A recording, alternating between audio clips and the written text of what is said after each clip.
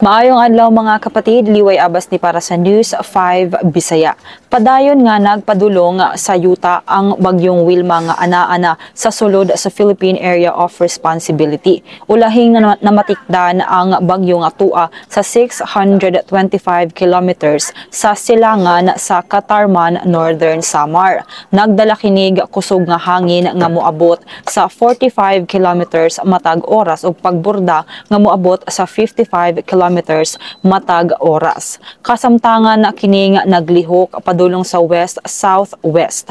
Sumala sa pag-asa, posibleng mulandfall ang bagyong Wilma sa Eastern Visayas o Dinagat Islands gabi sa Biyernes, December 5 o buntag sa Sabado, December 6. Sa karon, gisaka na ang tropical cyclone wind signal number 1 sa Northern Samar, Eastern Samar, Samar, Biliran, Leyte, Southern Leyte ug Surigao del Norte. Gilauman usab ang pag-ulan nga dulot sa shearline o bangga sa init ug tugnaw nga hangin sa Catanduanes, Albay, Sorsogon, Northern Samar, Eastern Samar ug Samar.